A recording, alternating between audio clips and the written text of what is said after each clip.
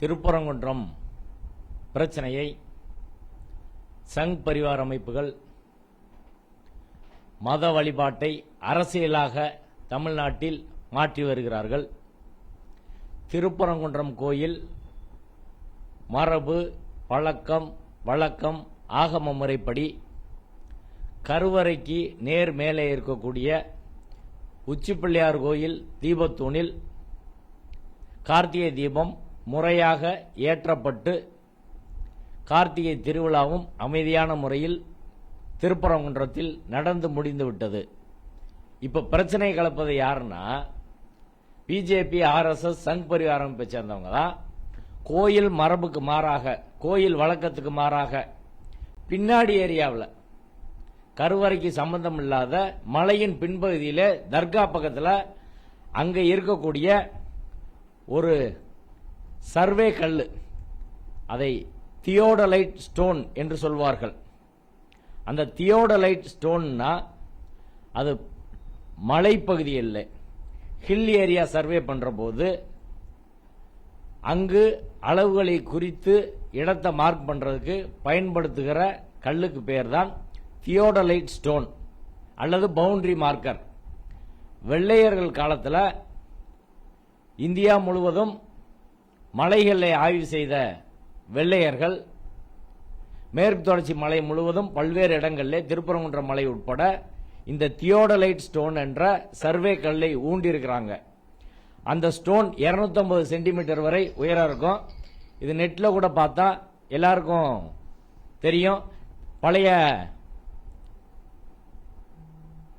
Surveyor யாராவது இருந்தா, வயசான சர்வேயர் யாராவது இருந்தா யார்கிட்ட வேணாலும் கேளுங்க. மேற்கு தொடர்ச்சி மலை பகுதி முழுவதும் இருக்கு, சேத்தூர் மலை பகுதியில் இருக்கு, போடி மலை பகுதியில் இருக்கு, பல்வேறு இடங்கள்ல இந்த தியோடலைட் ஸ்டோன் இருக்கு.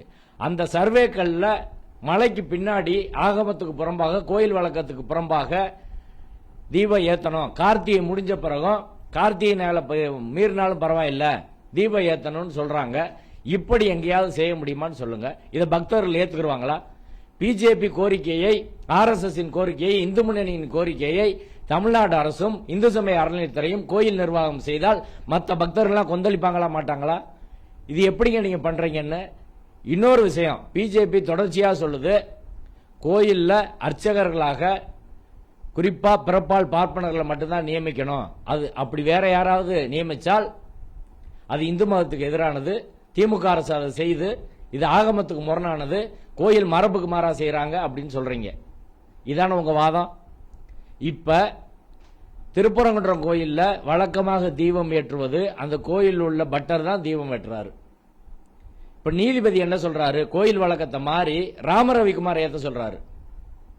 இப்ப ராம ரவிக்குமார அர்ச்சகர் ஆக்கிறோமா? கருவறையில் வந்து அவர் பூஜை பண்ணலாமா? நீதிமன்றம் அதை அனுமதிக்குமா? BJP, RSS ஏத்துக்குருவாங்களா? நான் பிராமண. இப்ப என்ன வாதங்களை அவங்க முன்வைக்கிறாங்க? இப்ப என்ன போராடுறாங்க? இதுவரை பிஜேபி என்ன பேசுறாங்களோ அதுக்கு நேர் எதிரான ஒரு சர்வே கல்ல ஏத்தணும்னு சொல்லி ஒரு பிரச்சனையை கலவரத்தை தூண்டுறாங்க. ஒரு விஷயம். ரெண்டாவது, இந்த நீதிமன்ற தீர்ப்பு தொடர்பாக பல்வேறு கருத்துக்கள் சமூகத்தில் இருக்குது. வழக்கறிஞர் என்ற முறையில் அதை தெளிவுபடுத்த வேண்டிய கடமையும் பொறுப்பு எங்களுக்கு இருக்கு. இதே வைத்து 2014 வருடம் உச்சிப்பிள்ளையார் கோயில் அருகிலே உள்ள தீபத்தூண்ல கார்த்திகை தீபம் ஏற்றக்கூடாது, தர்கா பக்கத்தில் இருக்க உச்சி மலையில ஏத்தணும் என்று சுப்பிரமணியன் என்பவர் வழக்கு தாக்கல். அந்த வழக்கு தள்ளுபடி ஆயிருச்சு. என்ன காரணம் சொன்னாங்கன்னா, ஆகமத்துக்கு புறம்பா இருக்குன்னு சொல்றீங்க, அதற்கான ஆதாரம் கேட்டாங்க. இல்ல. 2017 2 நீதிபதிகள் கொண்ட அமர்வு, நீதிபதிகள் திரு கல்யாண சுந்தரம், திருமதி பவானி சுப்பராயன் தலைமையிலான அமர்வில் மிக தெளிவாக ஏற்கனவே உள்ள பழக்க வழக்கம் பல பத்தாண்டுகளாக கோயில் நிர்வாகமும் தர்கா நிர்வாகம் அமைதியான முறையில் கார்த்திகை தீபம் ஏத்திக்கிட்டு இருக்காங்க. அந்த அமைதியை, நல்லிணக்கத்தை ஏன் குலைக்கணும்? இன்னொரு இடத்துல ஏத்த சொல்லி ஏன் குலைக்க சொல்றீங்க? Peace and tranquillity should not be disturbed என்ற வார்த்தையை பயன்படுத்தி ஏற்கனவே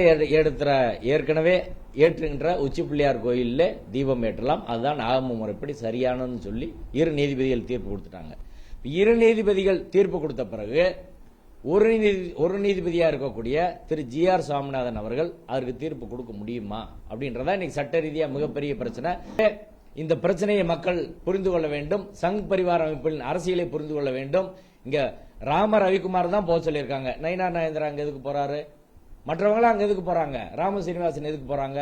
போலீஸ் அடிக்கிறாங்க, மண்டையை உடைக்கிறாங்க, கலவரம் பண்றாங்க, போலீஸ் பேரிகார்டெல்லாம் தூக்கி எறிகிறாங்க.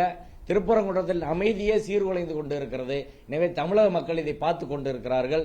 தமிழகம் அமைதியாக இருக்க வேண்டுமானால் இந்த பிரச்சனையில சங் பரிவார அமைப்புகள் இதோடு இந்த பிரச்சனையை கைவிட்டு விட்டு அமைதியான முறையில் பக்தர்கள் அங்கே வழிபடுவதை அனுமதிக்க வேண்டும். அங்க ஒரு திருப்பரங்குன்றம் கோயில் கார்த்திகை திருவிழாவே முடிஞ்சிருச்சு. முடிஞ்ச பிறகு ஏத்துன்னு எப்படிங்க சொல்ல முடியும்? அடுத்த வருஷத்துக்கான பிரச்சனை அது. நீதிமன்ற தீர்ப்பு வரட்டும். அதுவரை எல்லாரும் பொறுத்திருப்பதுதான் சரியானது.